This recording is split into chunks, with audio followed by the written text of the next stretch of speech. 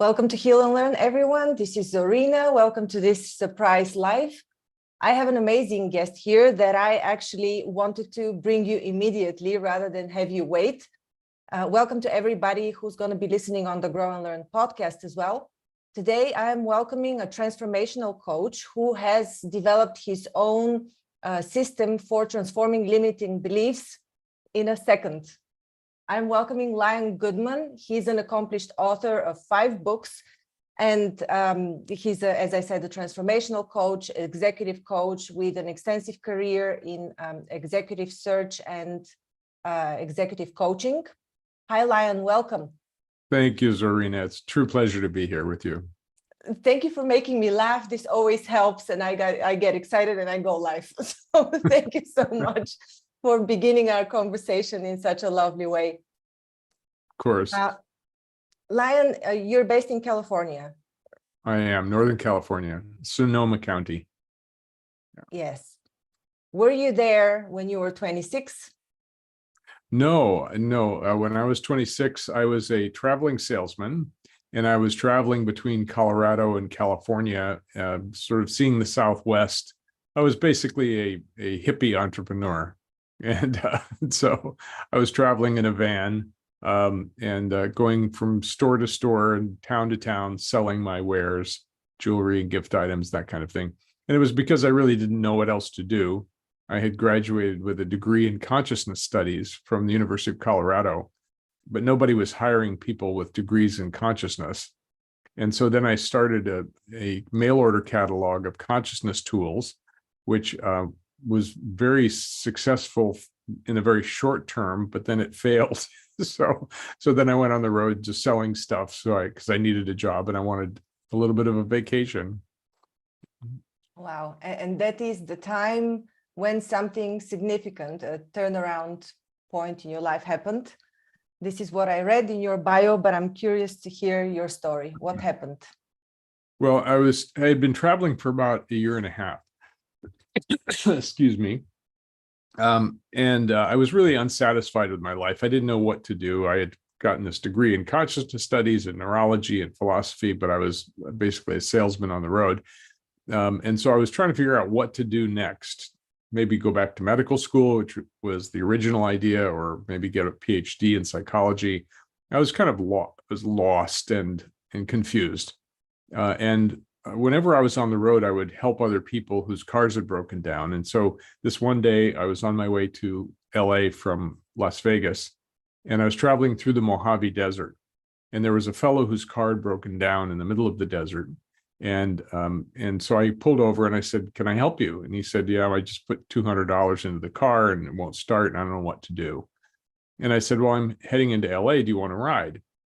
And he looked at me kind of funny. He said, "Yeah, okay." And he went back to his car and brought all his stuff into my van, which was kind of like fitted out like an RV. He ended up traveling with me for 3 days, and I grew to trust him, and I would send him on errands to gas up the van or get it washed and help me move boxes around. And the third night out, we were out in the middle of nowhere east of LA.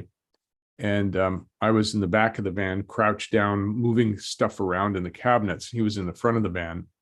And suddenly there was an explosion and something hit me in the head. And at first I thought it was a gas stove had exploded. So I looked up and the gas stove was intact. And then I looked to my left and there he was with a gun pointed at me from the front seat of the car. And I realized I had been shot. And that's what the sudden explosion and the pain was. And obviously I was surprised. This came out of nowhere. And so I said, "Are you shooting at me?" It's like, I was completely confused. And he said, "Shut up, just shut up." And then he shot again. And at first I thought he was warning me. And at that point I thought, well, just take everything, leave me naked outside on the desert. I'm fine. Just give me my life and if you want it, take it. But when he shot the second time, I realized he was going to kill me. And there was nothing I could do. I was a sitting duck. He was 12 feet away with his hand propped up. And so I realized I'm going to die. This is my time to die. Now, I had studied death and dying along with all these other psychological and philosophical and religious studies I had been in. So I said, okay, well, I don't want to die angry or upset. I want to die in peace. And so I began to pray and reached up to source and said, I'm coming home. Here I come. And I also realized I didn't want to die with anything left undone in life. And so I did a kind of a quick scan backwards in life, and I asked forgiveness for all those people that I had hurt along the way. And I also forgave all those who had hurt me. And I was in a very peaceful place. And he shot a third time. The second and third bullets missed me by fractions of an inch. But I was already outside my body, sort of in the flow of golden light that was coming down from the heavens. And I was ready to go. And I was outside my body looking down at this van with this little drama going on inside, thinking it was kind of amusing. And then the fourth bullet rang out and my head was tossed to the side and blood was rushing down. And I suddenly was back in my body, which I thought was weird because I was supposed to be outside my body, like leaving my body. But I was back in my body. And because I had also studied anatomy and physiology and dance and mime, I knew my body quite well. So I was sort of checking everything to see if everything was intact, because if the bullet had gone through my head, I should be missing something, but I wasn't missing anything. And so at that point, I thought, okay, well, if I'm going to die, I want to at least look my assassin in the eyes. And so I picked up my head and I turned toward him and looked at him, and he freaked out. And he said, "Why aren't you dead, man? You're supposed to be dead." And I didn't know the answer to that question. So I just said, here I am. I was still in this flow of golden light and love, and he was included in it. So there was no difference between us. It was just, he was the other part in this play. And I said, and then he said, it's too weird. It's just like my dream this morning. And I said, what dream? And he said, I dreamt I was shooting at this guy and he wouldn't die, but it wasn't you, it was somebody else in the dream. And at this point, I thought, that's weird. This is really strange. What's going on? How did I get into this play? I don't remember signing up for it. And am I going to get paid when it's over? It's like, it was a very strange situation. So I realized if I could keep him talking, maybe he wouldn't kill me. And so very slowly I began to try to talk him down. He was all adrenalated, looking out the windows, and he kept saying, "Why aren't you dead? I shot you 4 times, man. I shot you 4 times. Why aren't you dead?" And I just said, well, maybe I'm not supposed to die. And yeah. Anyway, that began an 8-hour conversation with him. God. And with bullets in your head. Yes. Well, I didn't know where the bullets had gone. So we talked for 8 hours. I asked him questions about himself. I got him to tell me his story.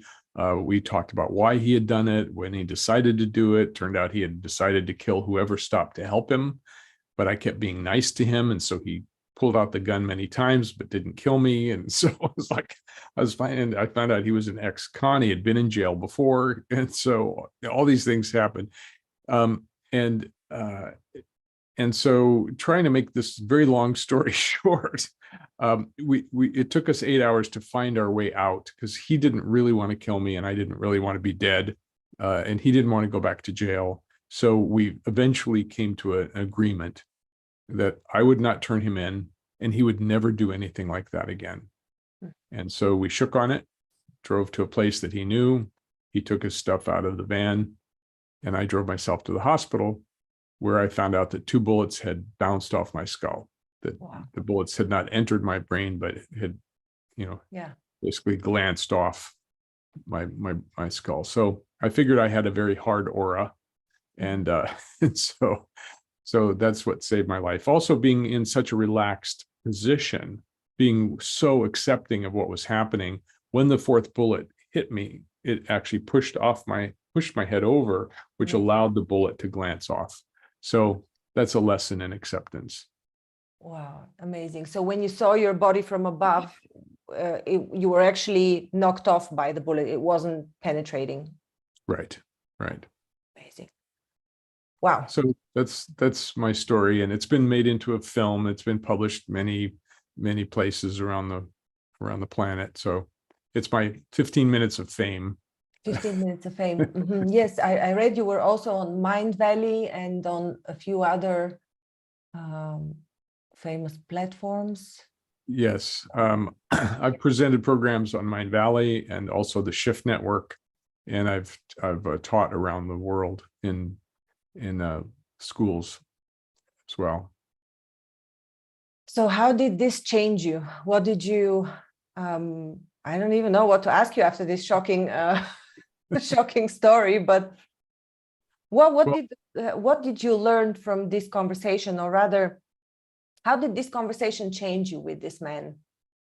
well, first of all, I didn't want to be a traveling salesman anymore.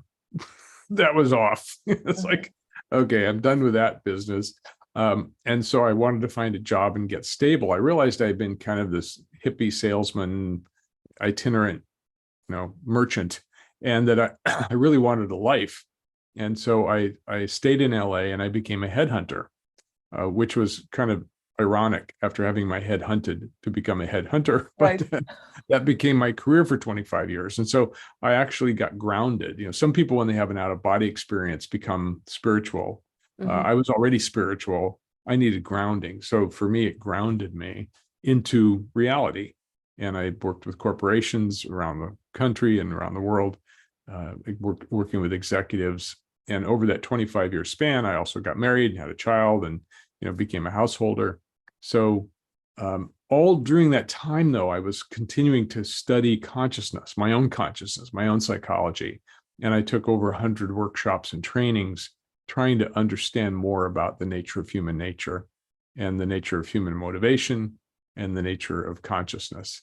So when the headhunting business went down with the dot bomb back in 2000, I became a coach, and I've loved coaching ever since. That's really what I was meant to do, is to work one-on-one with people to help them expand their own consciousness and become better leaders, better people, better parents, better spouses.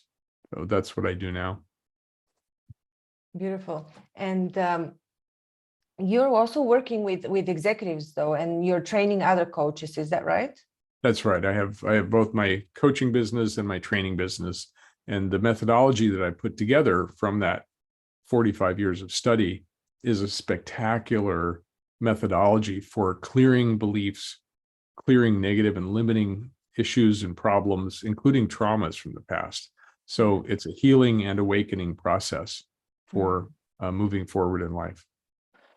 Let's talk first about the executives. First of all, how is this topic even landing in their field? Aren't they mostly interested in exact actions that they need to take? How are they perceiving the whole concept of consciousness? Well, executives also have a personal life, and they have their own psychology and their own motivations and their own relationships with their family, with their colleagues, and with their subordinates. So they know that there are issues in the way. Now, when I was a headhunter 25 years ago, you couldn't talk about anything that was woo-woo or psychological or philosophical. It was verboten. Right. It was like, we don't go there. Today, almost every executive has some self-awareness and understands mindfulness and understands relationship issues, and they want to make their company more productive. And to do that, they have to get the crap out of the way. And the crap often shows up either in their personal life, in their family life, or their relationship life, or in their business, where they can see that there are problems. Now, some executives think it's the other person's problem, and so they're harder to work with. But most of them recognize I have some part in this issue, and so they want to heal themselves and awaken themselves so that they can be a better executive, they can be a better leader, they can be a better friend and a better spouse and a better executive. So it's just a different time than it was when I was a headhunter. These conversations happen pretty easily. Now, there are people who are narcissists or psychopaths who are in leadership positions, and they think it's all other people's problems and they're the only one that's important. I don't work with those folks because I can't convince somebody that you might take some responsibility for the problems in your company. Yeah. So what is your method called, and what is it based on? Like, do you need to go in your subconscious mind? What is the process approximately? The process is called the clear beliefs method. And we call it that because for me, beliefs are not just mental constructs, like I believe in more government or less government. They're actually the infrastructure of the human mind.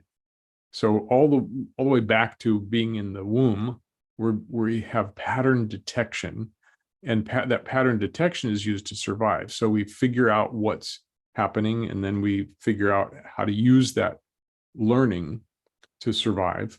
And so that's what beliefs are. They're all the way down at the deepest level of the mind. And so we're working with the infrastructure of the human mind, not just mental concepts. You can change your mind mentally, but that doesn't change the subconscious. It doesn't change the emotional body or the physical body or the spiritual body. So we work with all of the bodies, the whole self, all the dimensions of the self, including the relational self, the financial self, the economic self. And so when we're changing something, we're going to the source, the beginning of when that belief formed, when you came to that particular conclusion, and then what you did with it from that point forward. So quick story. I was working with an executive who had made and lost millions of dollars over and over and over again. He was tired of the pattern, and they call me the subconscious pattern detective. So I was trying to find the source of this problem with it. Outwardly, it was like he was really good at making millions, but then he lost, and he made and lost. So I took him through my process back in time to find the source of that particular issue. And in a couple of sessions, we got him back to a memory of when he was 3 years old. He was walking on the streets of New York with his mother, hand in hand. He saw a shiny penny on the ground, and he reached down to pick it up. He was very excited, and his mother jerked him back and said, "Don't touch that, it's dirty." And he suddenly realized that the reason he couldn't hold on to his money was because it was dirty and he shouldn't touch it. So we cleared that, and he didn't have to lose millions anymore. Yeah, impressive. But I'm also thinking, and I've been thinking about the subject of both inherited patterns, because you can inherit even behaviors, and even this infrastructure to a degree is inherited. It can run back to your grandparents, great-grandparents, and so on. So absolutely. According to your experience, is it always stemming, or can you always pull out the root from childhood, or do you need to go back in generations or maybe in your own past lives? And how does past life and previous generations, where you probably didn't reincarnate in the same family, so how do these mix and match? This is a question that I've always asked myself. You have patterns both from karma, from your soul, and from your physical ancestry. Absolutely. And we work with what is primary for human beings, which is their experience. We don't have to have a understanding or a philosophy about the past. We just work with whatever comes up from the subconscious mind. Now, sometimes that subconscious memory or realization is in childhood. Sometimes it's before childhood in the womb. Sometimes it's before the womb in a previous life. And for us, we are neutral on the subject of reincarnation and religion and God and all that stuff. We'll work with whatever comes up. Mm-hmm. And we don't have to say, oh, that was from this. It turns out that we see a lot of experiences of past lives in this process, but we don't make a big deal out of it. It's just like, oh yeah, that's what's coming up in memory. Mm-hmm. And when we clear a belief, we're clearing it all the way back to the beginning of time, so that it clears past lives as well as the current life, and gives the person then space, because when you clear a belief, you create space. then you can create a new belief to carry you forward. The problem is most methodologies don't do that complete clearing. They're only clearing one part or aspect of the belief structure. And so the belief keeps coming back and back and back, and the pattern repeats itself over and over again. Our process is a complete clearing. And I use the analogy of building a garden. If you wanted to build a garden, you would first clear the rocks and weeds out of the soil, because if you threw your seeds on rocky, weedy ground, you're not going to get much to grow. But if you clear the soil and you amend the soil and then you plant your seeds, then the seeds can grow and blossom. So I know you work with manifestation. When you're trying to manifest something, if there's old beliefs and old patterns in the way, it's going to stop you at some point. And more people are stopped by internal patterns than by any external circumstances. So we can go back and clear those patterns, clear the rocks and weeds out, and then you can manifest easily because there's no resistance. There's no internal resistance to what you're trying to create. What I've noticed in my work, because I have one course that is called Clear Karma. It's based on a Russian system for energy information management, but it actually takes the whole complex. So it's not one belief, as you know, because of neurology, energy is also constructed the same way. So there's one belief linked to this belief, and it's a whole network. Yeah. So yes, how we do you call them root clusters. out? How do you root out this entire network of associated beliefs? Great question. You're asking in the depth of my training. We're going right to the most important things. So we call them clusters. Beliefs cluster together. I'm no good. Nobody likes me. Something's wrong with me. I'm a bad person. I'm a sinner. And besides, I'm fat. So all those beliefs reinforce each other in the cluster, right? Now, there's two ways to clear it. One is to clear them one at a time, like this, clear, clear, clear, clear, clear. And then pretty soon the cluster doesn't have any holding power and it kind of drifts apart. And then you can kind of like pop the remaining ones left until it's not there anymore. The other way is to get to the core, the originating experience, and clear that one. And often that will just disrupt the whole pattern and the whole thing can pop. There's always some cleanup to do because we have tens of thousands of beliefs by the time we're young adults and probably hundreds of thousands by the time we're this age. So there's a lot there. Now, not all beliefs are negative or problematic. Some are positive, like look both ways before you cross the street. That's a good belief for a kid. It's also a good belief for an adult. We wouldn't want to clear that one because then you'd walk across the street without looking and you'd get hit by a truck. So we're only interested in working with the problematic beliefs, and they're the ones that are showing up in life. So if I'm in a relationship and I'm having a difficulty in loving a person, if I can get to the core of that belief and clear it and replace it with more love, then now I'm a loving being instead of a problematic being. So that's what we do. We focus on what's showing up in life, work our way backwards, clear it, and then something else will show up in life because life is complicated and we have tens of thousands of beliefs. Yeah. What is the state of mind that is required from a person to access this network of a cluster? Do you need to be in an altered state of mind? Yeah. Yeah, we don't use trance, we don't use tapping, we don't use muscle testing. All those are partial or temporary ways of accomplishing the same goal. We just ask people to close their eyes and then we guide them using guided imagery. So it doesn't require being in a trance state.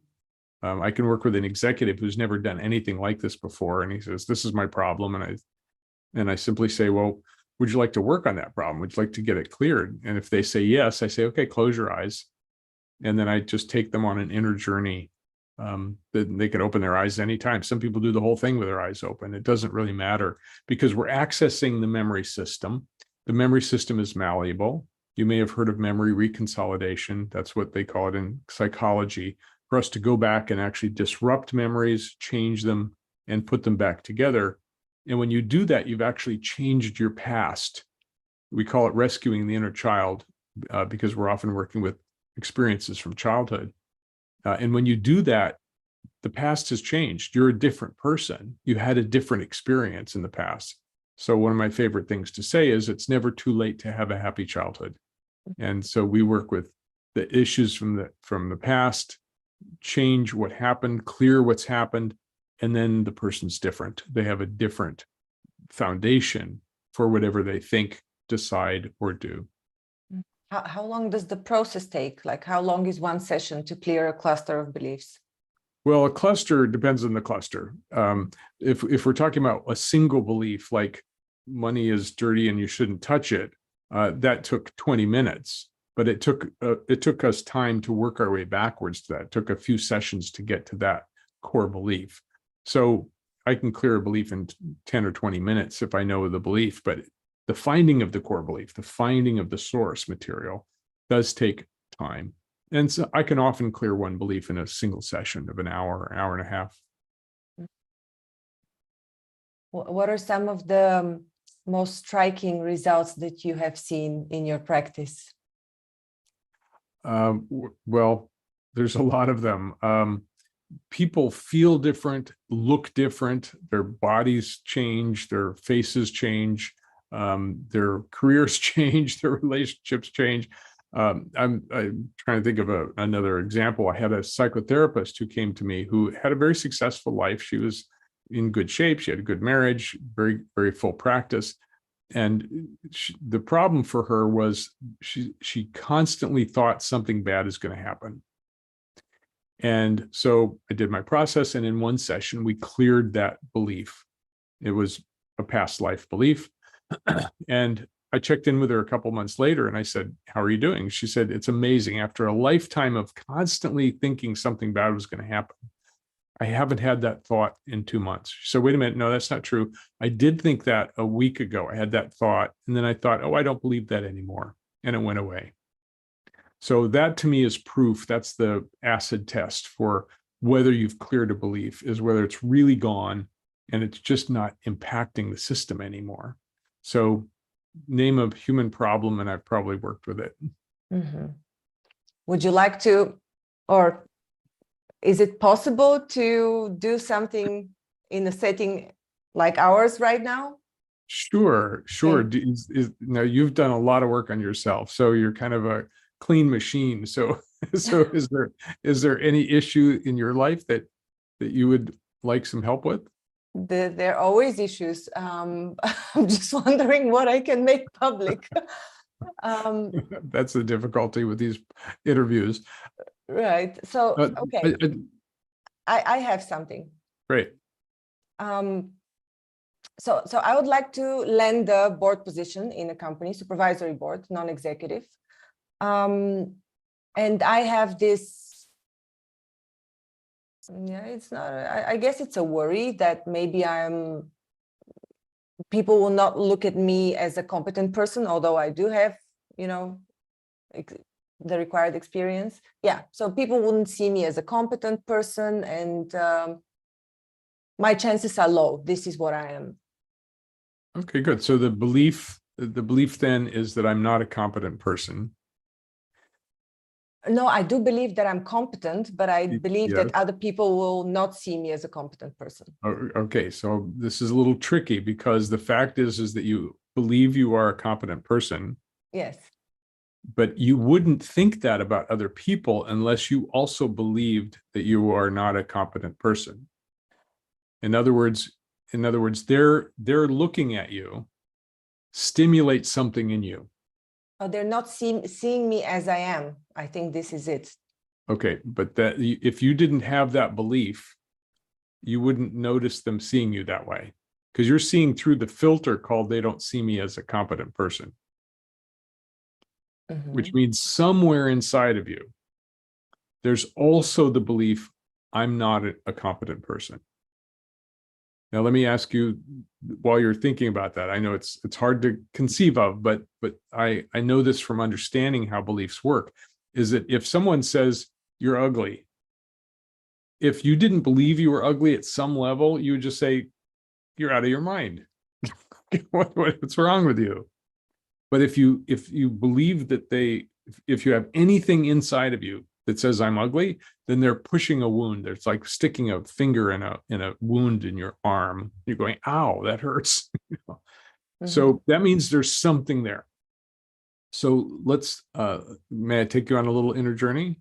Sure, but I'm also not sure if that was the right definition of my inhibition, if that was the right thing about competence. I'm not quite sure if this is, but okay, let's try it. Okay, let's try. So close your eyes if you would. Oops. And imagine someone looking at you and thinking that you are not a competent person. And you can see in their eyes that they don't see you as competent. I know already where I already saw where the root cause is. Oh, good. Tell me. You're fast. It is when I was applying for an English language school entry, and the exam was in maths and in literature. And I was walking with my dad to check out the results at this school where the exams took place. And he said, I hope that I'm not going to be faced with whatever the lowest score in English is. It's a D or E, I don't know. Yeah. So something like that. Well, I actually got the highest score, but he was like a total disbelief that I think that's it. Okay, because good. I immediately saw it. Beautiful. Okay, so close your eyes again if you would. And look into your father's eyes when he's looking at you that way. And tell me what that feels like when your father's looking at you, seeing you as not competent, as a failure, as a person who could fail. What does that feel like in your body? First of all, can you see it? Can you see his eyes? He's not even looking at me, actually. Okay. But you can feel something in him. And what is the feeling that you're getting from him?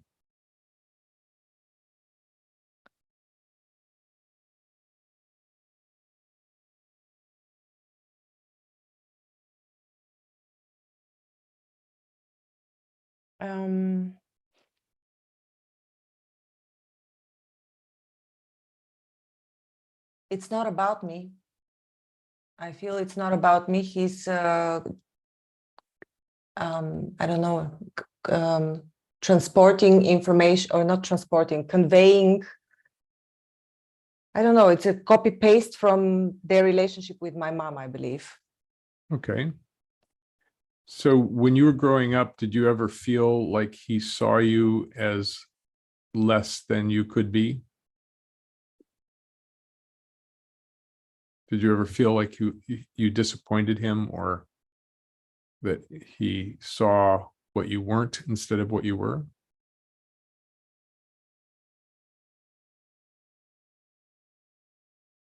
I am not quite sure. I have had a few occasions when I was treated unfairly, because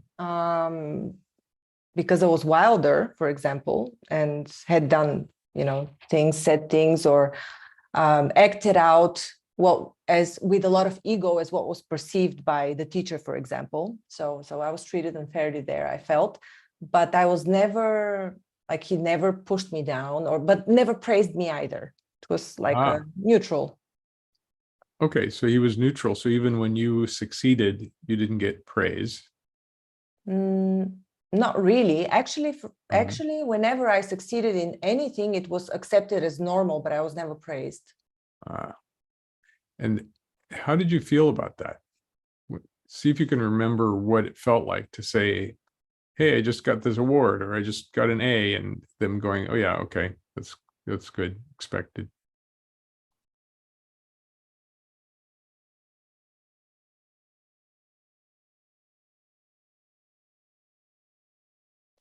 Well, it feels like I was not acknowledged. It was like, yeah, okay.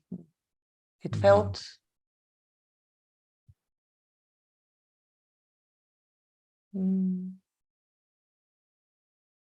like my wings were cut a little bit.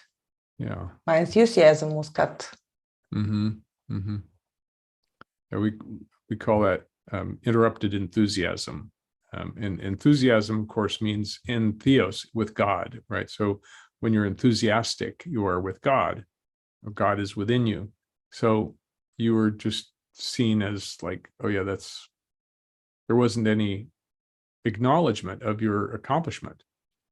That's right. Just feel what that feels like and see if it's similar to what you are afraid other people will see you as when you apply to be a board member.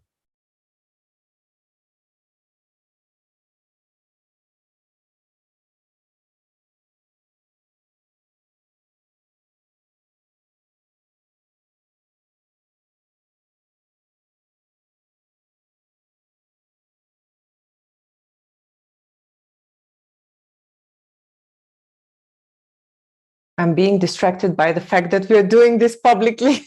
Okay, well, I think thank it's you. similar. I'm not quite sure if it's the core, but it feels like a similar feeling. Yes. Yeah. So we're getting close to it. So there's something about not being acknowledged for who you are and how spectacular you are and how amazing you are. And you know that you could be a board member and that you'd be very good at it. But other people might not acknowledge that. Mm-hmm.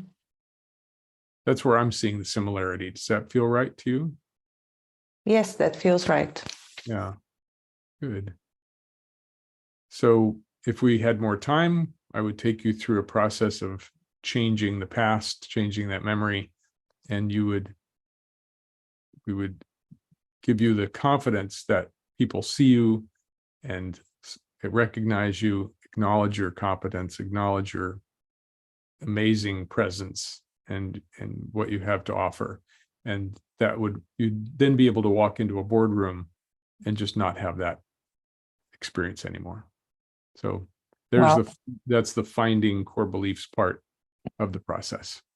I loved it. I actually have an idea of how to change it because as you have read, I'm using the Silva method. So I also work, it's a different methodology, but I know now how to handle this. So thank you very much. You're very welcome. You're very welcome. So where are you heading next, Lion? What do you want to achieve next? What is your vision? Yeah, I've trained over 600 coaches, therapists, and healers so far in my Clear Beliefs coach training. And I want to train 1,000 more. So, and I want to work with the executives who say, that's what I need. I need to clear something out from the past that's still bothering me, that's still holding me back. And I want to help them. I want to clear the way of whatever's in the way for a large number of people. And since I can't serve everyone, I can serve executives, but then I could teach other coaches to work with all of their clients. And so far, the results are spectacular from the students who graduate and go out and use this methodology, and they combine it with whatever else they're doing, Silva or EFT or you name it, psychology. I've had medical doctors take the training to combine it with their medical practice. So it can be used by anyone that's a professional, that's a practitioner. And I want it spread widely because it's so effective. It's more effective than any other method I've found. And I've had people who with tremendous trainings, many different trainings, every type of training, come into the Clear Beliefs coach training, and they say, "Oh my God, this has brought everything together for me. I now have a complete tool set, and I can create transformation." Mm-hmm. So, is the training one-on-one? How long does it last? The training comes in 3 sections. All told, it's about 20 weeks of training, and people graduate and get the course is accredited by both the International Coaching Federation and the Association for Coaching. So it's an accredited training for coaches, but anyone can take it that's a practitioner. Mm-hmm. And how can people reach you to sign up for this training or find out more about you, buy your books? Good. 2 websites, clearbeliefs.com. That's the training site. And liongoodman.com is my personal site with my articles and blogs and interviews and more about me. Mm-hmm. I'm just going to briefly share my screen to show the titles of your books. Great. So here we go. This is one of your, oh no, this is not your website, but this is, these are your books. This is something. Yeah, those are my books. Yeah. creating on purpose, clear your beliefs, clear your clients' limiting beliefs, Menlightenment. This is something that we didn't talk about. You're involved in a men's movement. Yes, for 40 years. What is this all about? What is men's work about? Yes, I have no clue what men's work is. Well, men's work came about because during the early days of feminism, women would get together in groups, and they had groups of support, right? They would support each other. And men got jealous, and they said, well, we should have those kinds of things too. Now, it turns out that men meeting in circles and women meeting in circles is ancient. It goes back tens of thousands of years. But it got lost in our civilization. So men coming together in a circle, supporting each other, helping each other awaken. In our work, we call them challenge groups because we challenge each other to be better. We challenge ourselves and each other. So I'm the co-founder of a group called the Tribe of Men, and we have about 100 men around the country who meet together in smaller groups and support each other, do processes with each other, help each other solve problems, whether it's in a relationship or business or life itself. So it's really mutual support by men, and men need to have their own circles, just as women need to have their own circles to sort of get out of the relational issues and support each other in becoming a better man or a better woman. Mm-hmm. So I missed the part where you mentioned what is your involvement with the men's group exactly? Are you co-founder of the Tribe of Men? Co-founder of the Tribe of Men, and back in 2011, I created the Ultimate Men's Summit, where we had 75 speakers and over 20,000 registrants to talk about all kinds of men's issues and men's work, men's development. Yeah. Wonderful. Yeah, this is totally needed. And indeed. I totally agree. You know, women's circles just as important as men's circles. Absolutely. We need to support each other, and it's different. Couples groups, that's also very good, but men need men around, women need women around, and then couples need couples around. So we are relational beings. We're social animals, and we need the social connection to survive and to thrive. Yeah. Let me just share once again the name of your website, clearbeliefs.com. Yes. This is one of them. Yeah, this is our free monthly event. We have one coming up soon. And we do that every month. We explore beliefs in a different area: sexuality, love and relationships, business, money. So the one coming up is about AI. Who's afraid of the big bad AI? Nice. We've also covered some topics on AI on this channel, on Heal and Learn. So I think people would be interested to join. Wow, Lion, this was an amazing session. Although it was a live conversation for me, it was a session. Thank you so much. You're so welcome. Thank you for having me on your program. Thank you for being so vulnerable, and for all the work that you do. I'm quite impressed by your work, and I'm very happy to know you. Likewise, likewise. Thank you so much. It's been a real pleasure.